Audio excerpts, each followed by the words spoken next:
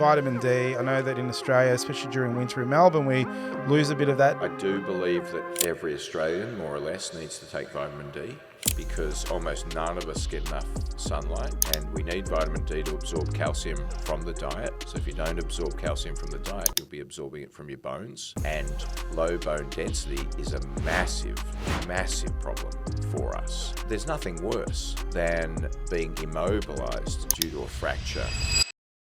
What's the next steps? You've done all the steps. For those that didn't even do that, we know certain things move the needle. So you said maybe join the gym or lift weights, get your heart rate pumping so your heart rate goes up and down, so you got a bit of cardiovascular. Wear some devices so you know what's happening in your body, learn what those devices do.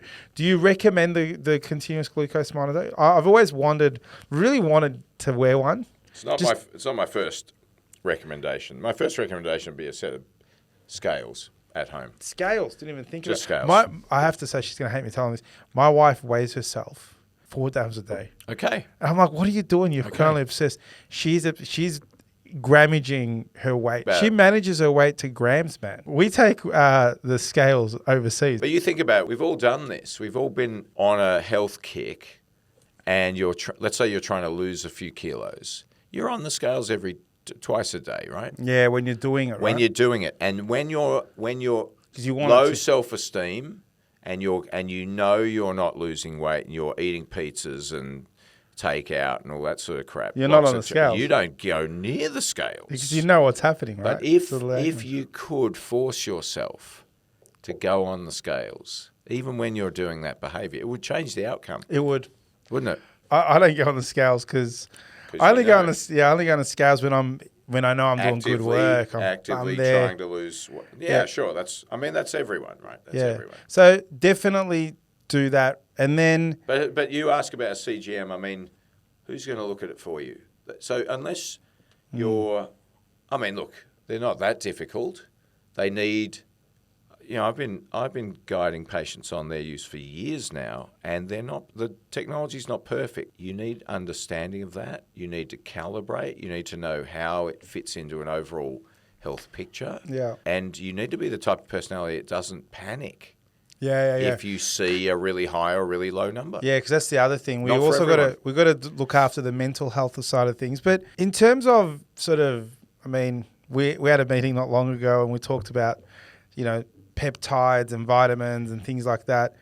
Outside of the physical activities that we do, what are the things that, simple wins? Vitamin D. I know that in Australia, especially during winter in Melbourne, we lose a bit of that. Do you have a quick win? These are the core 4 things you need to take, as well as all the movements. Not really. Okay. But I do believe that every Australian, more or less, needs to take vitamin D, because almost none of us get enough sunlight, and we need vitamin D to absorb calcium from the diet. So if you don't absorb calcium from the diet, you'll be absorbing it from your bones. And low bone density is a massive, massive problem for us. And as we're living longer, there's nothing worse than being immobilized due to a fracture in your early 70s or something like that. I actually have patients that are osteopenic, so have low bone density in their 30s and 40s. Does that muscle then has to grow? No, this is bone. But then do you fix it by being strong in the gym? You fix it with correcting any deficiency for a start. Then resistance training can help, and then there's medication on top of that. Wow. And hopefully some cure down the track. I'm not sure. In terms of other things I'd recommend, there's a few kind of no-brainers out there, I think, for those that are doing resistance training. Creatine appears to be evidence-based. I would say fish oil, omega-3 fatty acids, another no-brainer.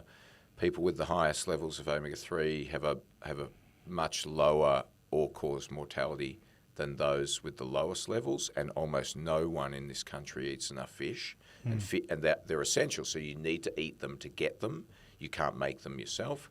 And finally, I think most of us suffer as we get older from aches and pains and issues relating to dysregulated inflammation, which is why I'm a big advocate of curcumin.